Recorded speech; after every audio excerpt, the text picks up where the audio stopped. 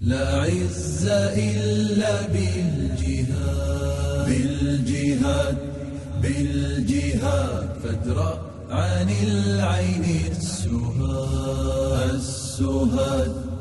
السهاد واحمل سلاحك في الوهاد أما بعد فإن أصدق الحديث كتاب الله وخير الهدي هدي محمد صلى الله عليه وسلم وشر الأمور محدثاتها وكل محدثة بدعة وكل بدعة ضلالة وكل ضلالة في النار. إخواني والأخوات rahimani wa rahimakumullah. Alhamdulillah, segala bentuk pujian hanya milik Allah Subhanahu wa ta'ala, yang kita memang pantas sebagai hamba yang ingin pujian dari Allah, maka hamba tersebut hendaknya senantiasa memuji Sang Pencipta, dialah Allah Subhanahu wa ta'ala. Apalagi memang Allah memberikan berbagai kenikmatan kepada kita. Di antara nikmat yang Allah berikan adalah kembali Allah kumpulkan kita di dalam majlis ilmu, majlis yang dicintai oleh orang-orang yang saleh, sehingga majlis itu dikatakan oleh Nabi sallallahu alaihi wasallam, atau dinamakan oleh Nabi sallallahu alaihi wasallam Raudhatun minal Jannah, taman-taman syurga,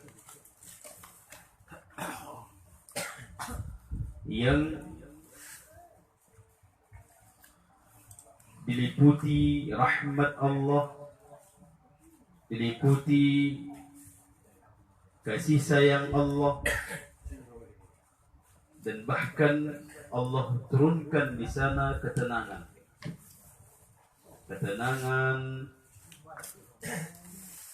sakinah, kedamaian, baik itu di dalam hati. Walaupun terkadang ada orang yang hadir ke dalam majelis ilmu, banyak yang dipikirkannya, tapi ketika dia duduk di majelis ilmu itu hilang suntuknya semua. Betul itu, Pak? Hilang suntuk. Tapi begitu bubar suntuk lagi. Bahkan bisa saja kalau dia tidak duduk di majelis ilmu, kemungkinan dia tidak bisa tidur. Tapi dia duduk di majelis ilmu, lebih awal tidur.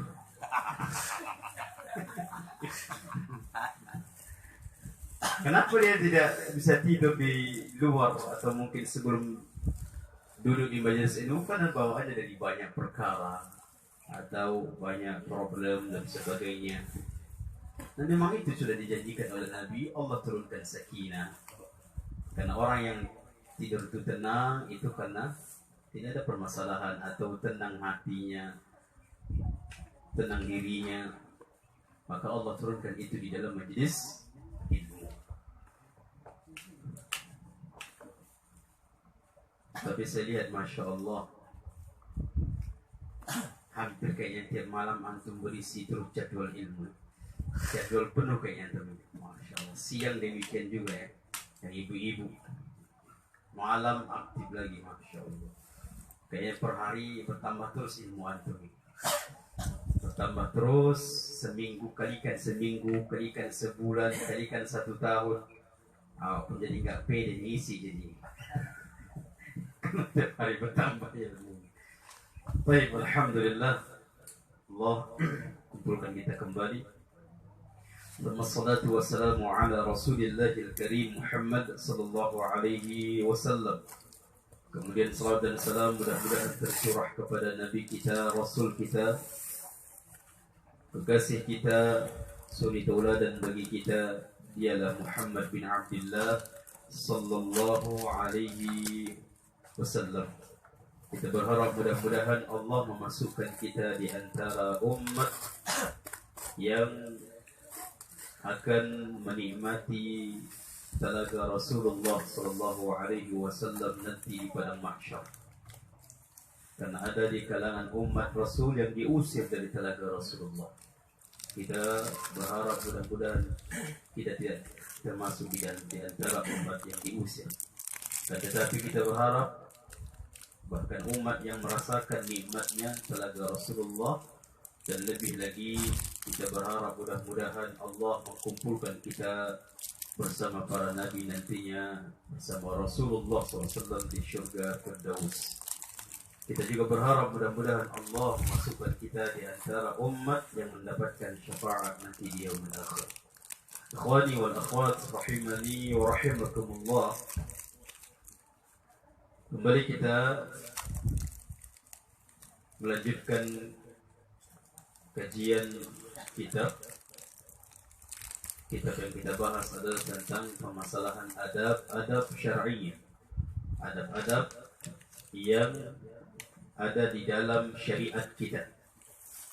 Yang adab itu sudah dijelaskan oleh Allah dan Rasulnya di dalam, baik itu di dalam Al-Quran maupun di dalam hadis-hadis Nabi sallallahu alaihi wasallam.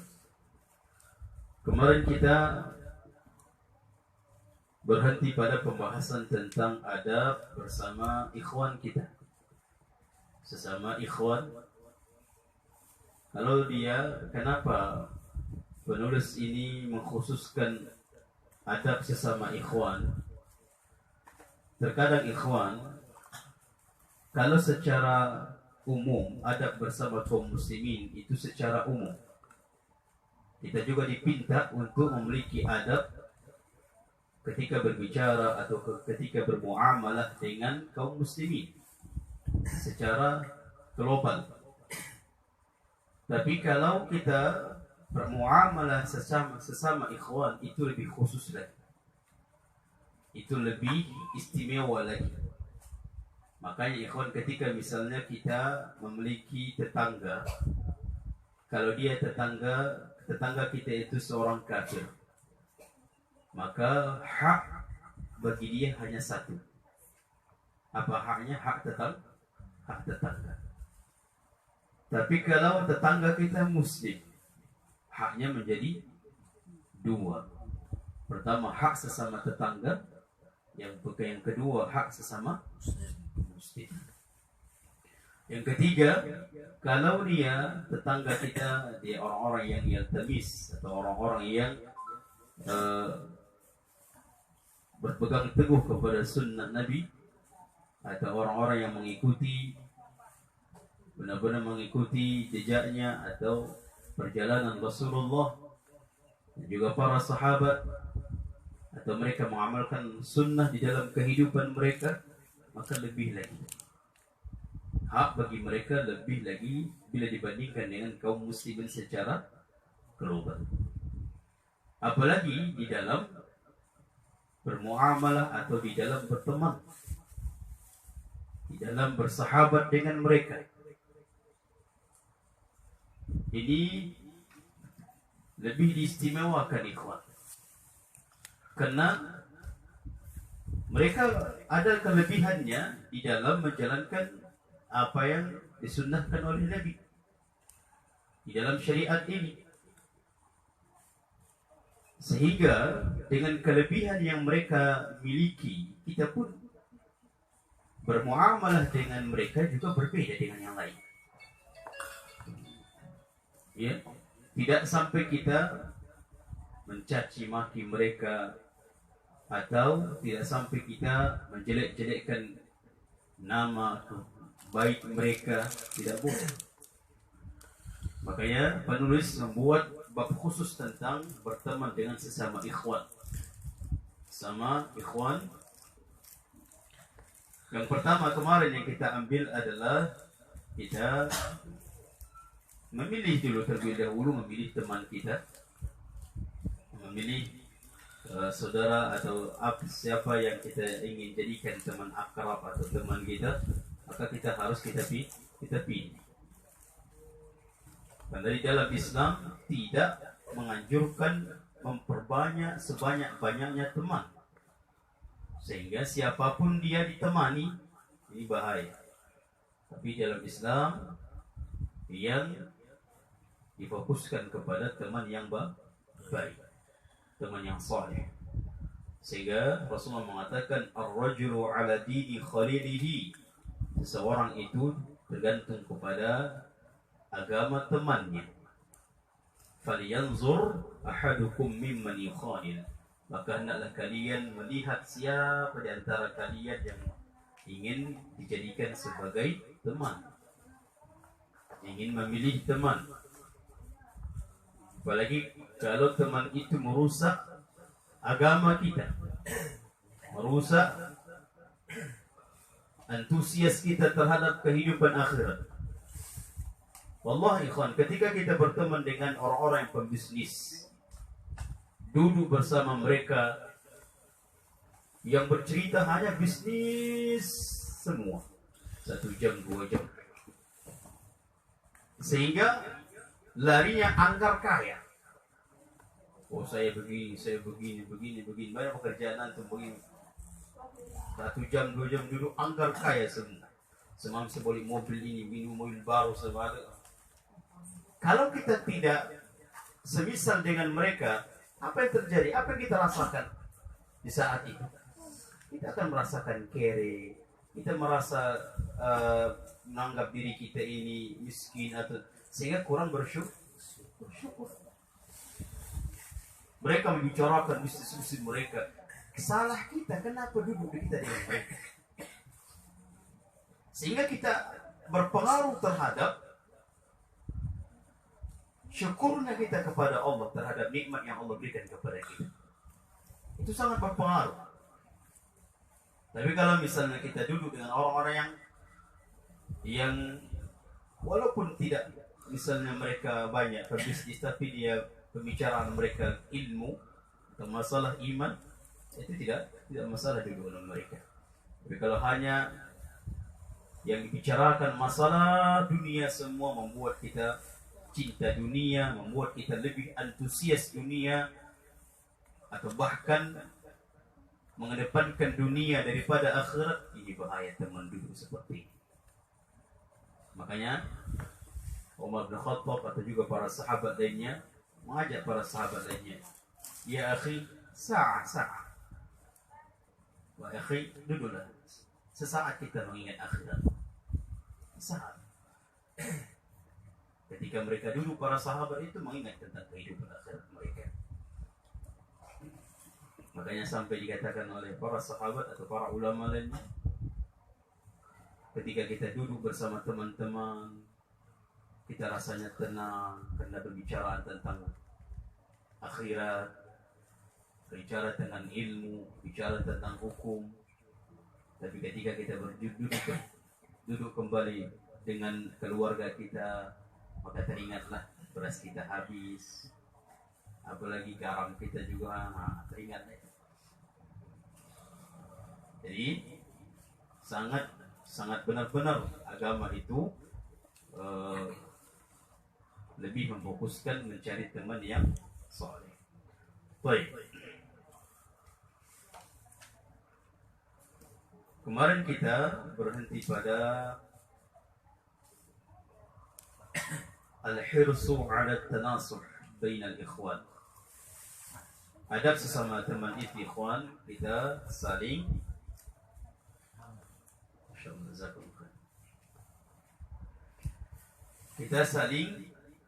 nasihat, saling menasihat. Ini penting sekali ikhwan. Budayakan sekali saling memberikan nasihat.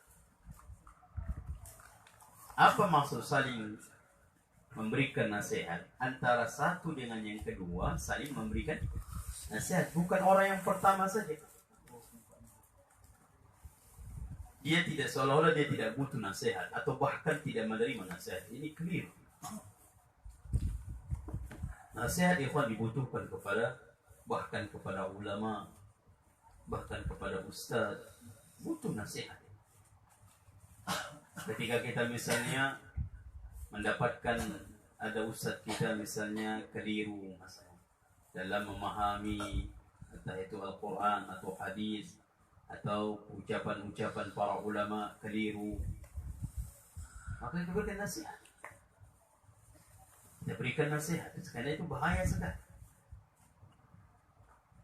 Makanya sampai orang yang senantiasa menghidupkan saling menasihati ini, ikhwan, Allah masukkan dari golongan, termasuk golongan orang-orang yang tidak merugi. Sebagaimana Allah katakan dalam surah Al-Asr, wal asr, demi masa atau demi waktu, innal insana lafi khusr, sesungguhnya manusia itu semuanya niscaya pasti rugi. Situ banyak kalimat taukid atau harfu taukid, huruf-huruf yang menegaskan. Sesungguhnya manusia itu semua rugi. Asalnya semua itu rugi. Semua yang namanya manusia rugi. Entah itu laki-laki atau perempuan, semua rugi. Asalnya semua rugi. Namun Allah kecualikan, illal ladzina amanu, kecuali orang-orang yang beriman, wa amilus salihat. Yang kedua, orang beramal saleh. Wa tawasaw bil haq, saling memberikan nasihat dalam kebenaran. Wa tawasaw bis sabr, saling memberikan nasihat tentang kesabaran. Allah masukkan golongan yang tidak merugi dari golongan manusia yang apabila mereka membudayakan saling memberikan nasihat. Orang-orang yang beruntung saling memberikan nasihat di dalam kebenaran. Allah, ikhwan, kita semua butuh kebenaran. Kita semuanya cinta dengan kebenaran. Kita semuanya pencari kebenaran. Namun terkadang kita tidak memahami, mungkin kita keliru, sehingga kita menganggap itu merupakan kebenaran. Maka disitulah maksud nasihat di antara saudara kita, di antara ikhwan kita. Kita berikan nasihat. Misal kita misalnya punya teman yang dia pemahamannya pemahaman Syiah, Rafidhah, kita berikan nasihat. Mungkin dia ada syubhat bagi dia, sehingga dia masuk ke pemahaman itu, atau dia sama sekali tidak mengetahui tentang Syiah Rafidhah. Kita berilmu. Makanya kata para ulama, ketika memberikan nasihat ini pun harus kita memahami.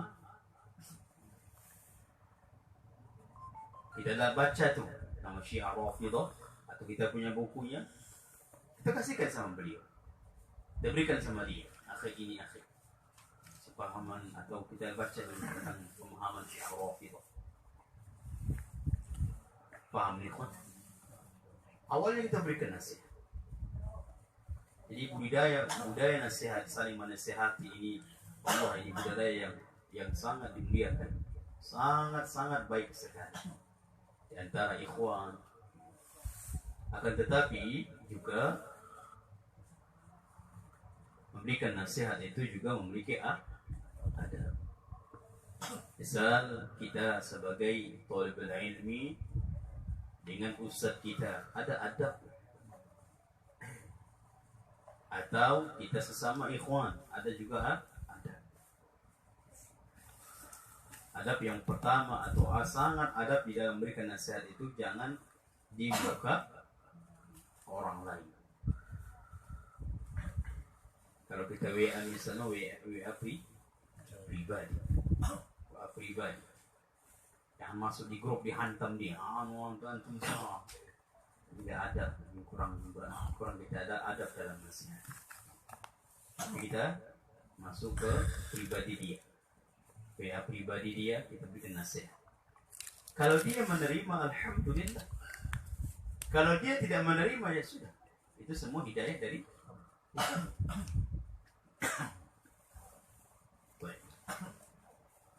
paham ikhwan ya? Jadi Allah katakan wal 'asr innal insana lafi khusr illa alladziina aamanu wa 'amilus shalihat wa tawashaw bil haqq wa tawassaw. Allah masukkan orang yang dari golongan orang yang beruntung, yang menghidupkan saling, di antaranya adalah saling memberikan nasihat dalam kebenaran atau dalam kesabaran. Misalnya di antara kita Allah memberikan musibah, Allah memberikan malapetaka atau bala, bukan malapetaka ya. Seorang mukmin itu bukan malapetaka namanya, tapi ujian. Malapetaka atau kehancuran itu bagi orang-orang yang bermaksiat atau orang kafir. Itu bedanya. Jadi Allah mungkin di antara kita ada ujian, kita berikan saling menasihati dalam kesabaran. Ini adalah harusnya kita lakukan di antara ikhwan. Baik. Qala Jarir bin Abdullah, dikatakan oleh salah seorang sahabat yang bernama Jarir bin Abdullah radhiyallahu anhu, بايعت رسول الله صلى الله عليه وسلم على إقامة الصلاة وإيتاء الزكاة والنصح لكل مسلم. Dikatakan oleh Jarir bin Abdullah, bayi'tu Rasulullah, aku membaiat Rasulullah. Apa isi baiat sahabat ini kepada Rasulullah? Sahabat Jarir bin Abdullah, apa isi baiatnya? Dikatakan oleh Jarir bin Abdullah, di antara isi dari baiat sahabat ini di hadapan Rasulullah adalah ala iqamatis salat, mendirikan salat, wa ita'iz zakah, menunaikan zakat, wan nashi, dan juga menasihati, li kulli muslimin, bagi setiap muslim. Nasihat dimasukkan di dalam baiat kepada Rasulullah. Berarti itu merupakan kedudukan tinggi. Merupakan kedudukan yang tinggi nasihat itu. Sampai kepada dimasukkan di antara isi baiat di hadapan Rasulullah sallallahu alaihi wasallam. Jadi itu merupakan tingginya kedudukan nasihat, saling menasihati itu. Bahkan dikatakan Mu'adz bin Jabal, ya, dikatakan oleh Mu'adz bin Jabal, iyyaka wa kullu jalisin la yufiduka ilman. Jauhkan, hendaklah kalian hati-hati atau menjauhkan dari teman la yufiduka ilman, yang tidak ada sedikit pun manfaat bagimu. Jauhkan ini teman. Teman yang seperti ini jauhkan, kata Mu'adz bin Jabal. Kenapa? Menasihati kita tidak, mengajarkan ilmu atau muzakarah juga tidak, mengingatkan kita juga tidak, atau bahkan membiarkan kita dalam kesesatan. Ini bahaya. Membiarkan kita di dalam maksiat. Nampaknya dia, tapi dibiarkan. Ini bukan teman yang bagus. Makanya kalau kita katakan nasihat itu artinya adalah kita menginginkan kebaikan sama orang lain. Disitulah makna dari la yu'minu ahadukum hatta akuna la yu'minu ahadukum hatta yuhibbu li akhihi ma yuhibbu li nafsi. Tidak sempurna iman seseorang di antara kalian sampai kalian mencintai saudara kalian seperti mencintai diri sendiri. Kita menginginkan kebaikan. Orang itu juga seperti itu, menginginkan kebaikan. Maka kita ajarkan kebaikan kepada mereka.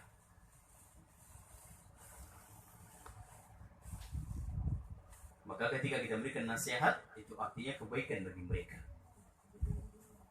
Makanya ikhwan, sebenarnya ketika kita memberikan nasihat tentang masalah dunia saja, harusnya orang itu berterima kasih kepada kita. Kita katakan akhi itu, entah itu misalnya emas palsu, atau ya kita misalkan emas palsu, akhi itu salah, emas itu palsu. Dia sudah beli mahal-mahal nih, tapi tertipu dia. Kita katakan itu bukan emas, itu palsu. Begitu diperiksa benar, itu adalah palsu. Akhirnya dia tukarkan, kembali uang. Terima kasih gak dia? Terima kasih. Bagaimana kalau seandainya itu adalah amalan-amalan palsu? Ada Ustaz amalan-amalan palsu. Amalan-amalan yang tidak ada tuntunan. Kita katakan, Pak, itu tidak ada dasarnya, tidak ada landasan. Harusnya dia berterima kasih. Maka siapapun ikhwan ketika memberikan nasihat sama kita, kalau itu benar kita terima. Maka Imam Syafi'i menerima nasihat dari muridnya. Ini murid. Atau bahkan yang jenior atau ilmunya lebih rendah dari Imam Syafi'i. Tapi ketika memberikan nasihat diterima. Keliru sekali kalau seorang ustaz tidak menerima nasihat. Atau misalnya seorang junior yang sudah lama masuk ke sunnah, masuk orang-orang misalnya 1 bulan. Akhirnya, siapa itu? Siapa yang dulu merasakan atau masuk apa? Ini tidak boleh. Ini tidak boleh. Baik itu yang sudah lama atau yang baru-baru, sah.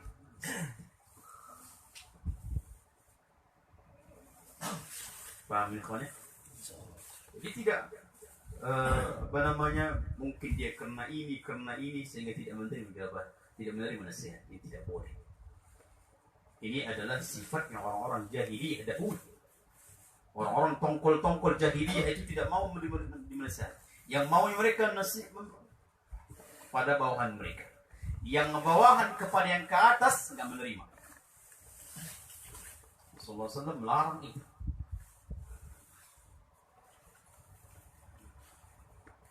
Baik.